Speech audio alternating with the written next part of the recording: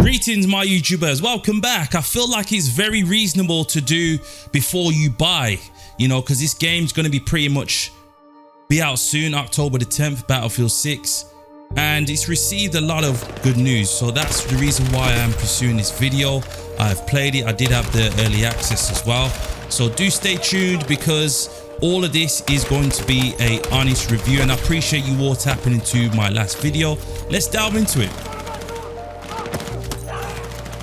Right guys, let's juice this video up a little bit. I am going to start off with the negatives, and normally we will start off with the positives, and I'm going to give you my honest thoughts on how I've felt with the beta itself. I've played it literally 2 days straight, so I've had a lot of experience on it, and overall I think it's fantastic, but there's obviously a lot of things to conclude.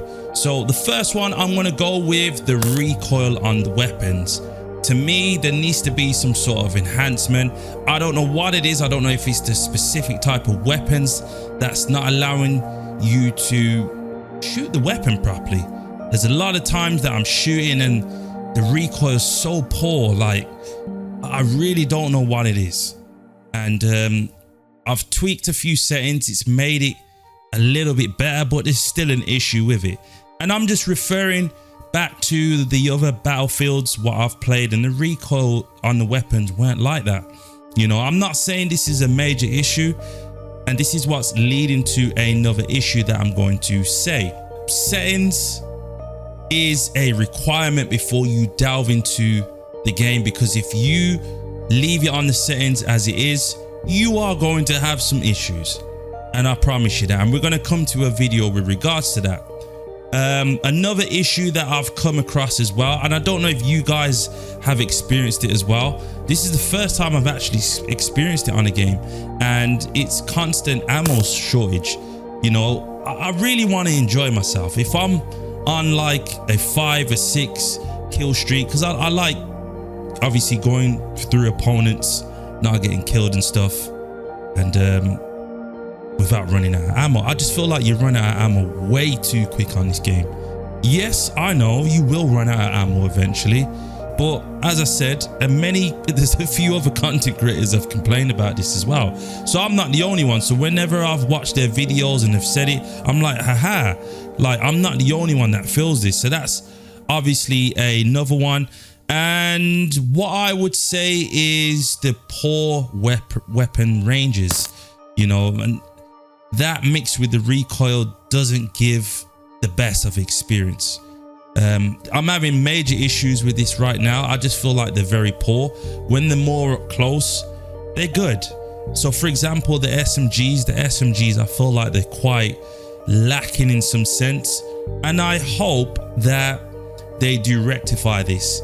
And I'm not going to say many more others. I just feel like this is what's hindering me at the moment. You know, these negatives. I'm going to delve into a video with you guys, because this is another thing that I want to say with regards to the settings that is currently hindering the game right now. Let's delve into it. Right guys, shouts out to T-Dog Smitty, one of my favorite content creators, and he delves into the issue that I was referring to, that I was talking about. And straight away, because this is a requirement before you actually want to delve into the world of online, and it's a requirement 100%. If you want to enhance your game, you need to watch this. And I gotta start it off because it hits right away. It hits as soon as you get into the main menu, and that is it's the settings. 100%. I don't know what in the world happened. I don't know what year this happened. I don't know what developer started this trend. Too much. Like I remember where you could just delve into a game on settings and just, I couldn't find my sensitivity. That's the first thing you look for, your sensitivity. I couldn't find it. Settings are getting out of control. To start, the settings menu itself is very clunky. I feel like there's a little bit of bugs happening right now. Like you'll go into a setting, try to get out of it. It's insane. And then you'll have to use like your D-pad. You know it's an issue when people have to make videos and you're just like, no, with regards to the correct settings. So then it was never like that. Sensitivity. I streamed this game today, and luckily I had my stream telling me what to do. You need a rocket science degree. I don't even know if that's a real thing, but you need it to figure out how to change your sensitivity. Yeah, it's crazy. Not even just sensitivity, like the whole thing. I feel like I do this a lot.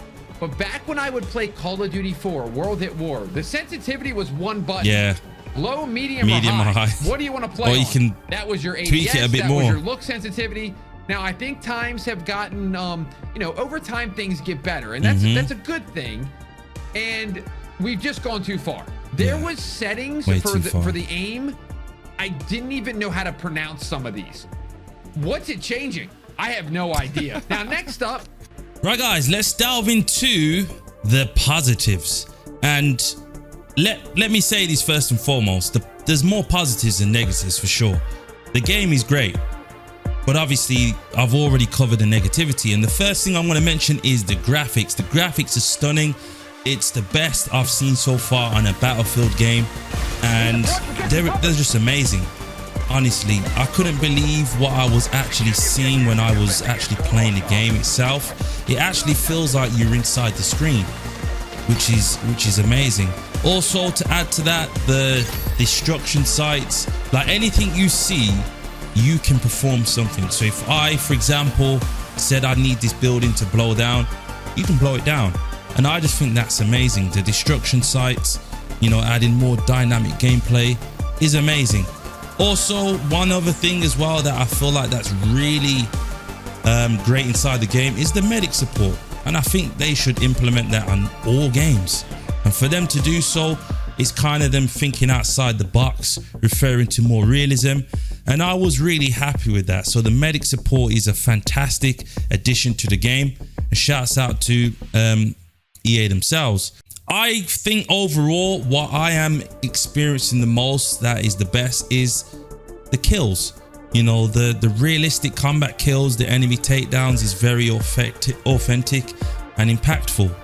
Because when I am shooting the enemies, you get adrenaline off it. And that's the main thing when you are playing these type of games. That's what you actually want. And I think Battlefield 6 have pulled that off very well. It's not over exaggerating either. You can actually feel when you have killed an opponent. And also, it's a huge step up to Battlefield 2042. And I'm referring it to that is because that was the last one that came out. In terms of just everything overall, everything just feels smooth.